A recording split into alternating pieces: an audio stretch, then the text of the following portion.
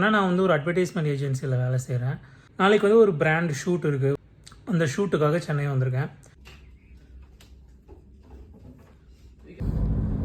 ஹோட்டல்லேருந்து shoot கிளம்பி போயிட்டுருக்கோம். Spencer Plaza பார்த்தோன்னே பயங்கர நாஸ்டாலஜிக்காக இருந்துச்சு எனக்கு. नहीं मैं तो वो साइज वाला पहन रहा हूँ मेरा अरे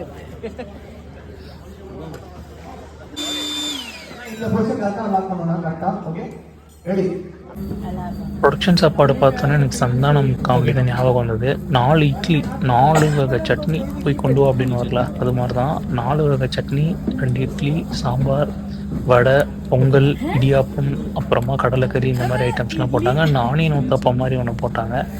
ஸோ நான் காலைல கொஞ்சம் ஹெவியாக வயிறு ஃபுல்லாகவே சாப்பிட்டேன். ஏன்னா என்னென்னா இந்த மாதிரி ஆட் ஷூட்டிங்க்கெலாம் வந்தோம்னா லஞ்ச் வந்து நமக்கு டிலே ஆகும்.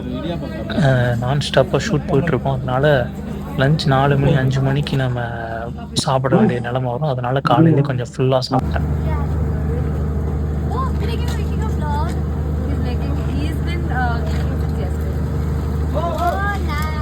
அவங்களாம் என்னோடய கொலீக்ஸு மும்பையிலேருந்து இங்கே சென்னை வந்திருக்காங்க. தமிழ்நாடு ஃபுட்டை வந்து ரொம்ப என்ஜாய் பண்ணி விரும்பி சாப்பிட்டாங்க.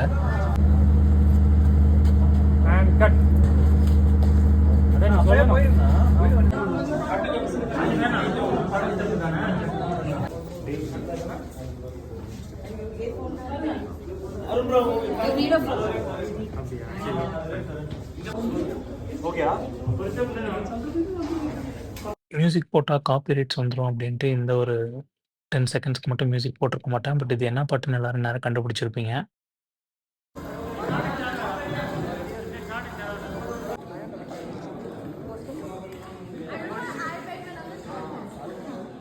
இது என்ன பிராண்டுக்கான ஷூட்டு, நான் யார் கூட ஷூட் பண்ணேன் அப்படின்றத நான் சீக்கிரம் ரிவீல் பண்ணுறேன். அது என்னன்னு தெரிஞ்சுக்க கொஞ்ச நாள் வெயிட் பண்ணுங்கள். Stay tune.